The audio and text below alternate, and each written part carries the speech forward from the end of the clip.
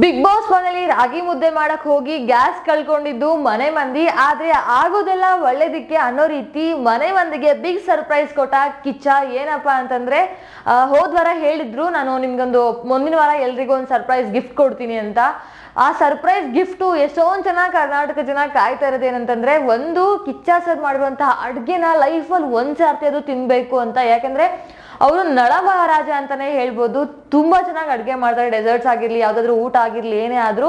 But ಈಗ ಮನೆ ಮಂದಿಗೆ ಆ ಅವಕಾಶ ಸಿಕ್ಕಿದೆ. ಕಿಚ್ಚ ಮಾಡಿರುವಂತಹ ಅಡ್ಗೆನ ಸವಿಯೋ ಅವಕಾಶ ಸಿಕ್ಕಿರೋದು ಬಿಗ್ ಬಾಸ್ ಮನೆಯ ಮನೆ ಮಂದಿಗೆ.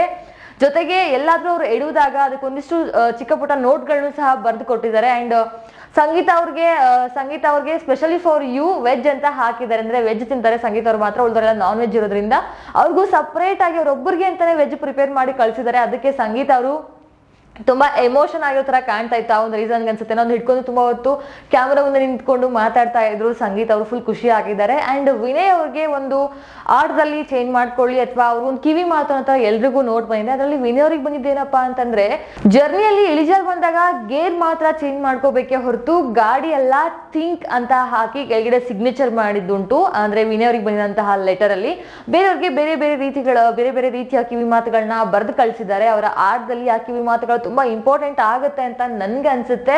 ಅಂಡ್ ಕಾರ್ತಿಕ್ ಅವ್ರಿಗೆ ಬರ್ದಿರುವಂತಹ ನೋಟ್ ಅಲ್ಲಿ ಏನಿದೆ ಅಂದ್ರೆ, ಹೆಡ್ ಶೇವ್ ಮಾಡಿ ನೀವು ಆರ್ಟ್ ಮೇಲಿರುವಂತಹ ಡೆಡಿಕೇಶನ್ ಅನ್ನ ತೋರಿಸಿದೀರಾ, ಫೋಕಸ್ ಸರಿ ಮಾಡಿ ಫೈನಲಿಸ್ಟ್ ಹೆಸರಲ್ಲಿ ನಿಮ್ಮ ಹೆಸರನ್ನ ಸೇವ್ ಮಾಡಿ ಅಂತ ಬರ್ತಾರೆ. ಅದಕ್ಕೆ ಕಾರ್ತಿಕ್ ಅವರು ಫುಲ್ ಖುಷಿಯಾಗಿ ಮನೇಲೆಲ್ಲ ಜಿಗ್ದಾಡಿ ಅವರ ಒಂದು ಖುಷಿನ ಸಂಭ್ರಮಿಸ್ತಾ ಇದ್ದಾರೆ. ಇನ್ನು ಬೇರೆಯವ್ರಿಗೆ ಯಾವ ರೀತಿಯ ನೋಟ್ ಬಂದಿದೆ ಅಂತ ಕಾದ್ ನೋಡೋಣ. ನಿಮ್ಮ ಪ್ರಕಾರ ಕಿಚ್ಚ ಮಾಡಿರುವ ಅಡುಗೆ ಹೇಗಿರುತ್ತೆ ಅಂತ ಅನ್ಸುತ್ತೆ ಅಂತ ಕಮೆಂಟ್ ಮಾಡಿ. ಹೌದು, ನೋಡಿದ ತಕ್ಷಣ ನಮ್ಮ ಬಾಯಿಗೆ ನೀರು ಬರುತ್ತೆ. ಅವ್ರು ಒಂದ್ಸಲ ಅಡುಗೆ ಮಾಡುವಂತ ತಿನ್ಬೇಕು ಅಂತ. ಯಾಕಂದ್ರೆ ಪ್ರತಿ ಸೀಸನ್ ಅಲ್ಲಿ ಇದು ಆಗ್ತಾ ಇರುತ್ತೆ, ಕಳಿಸ್ತಾನೆ ಇರ್ತಾರೆ.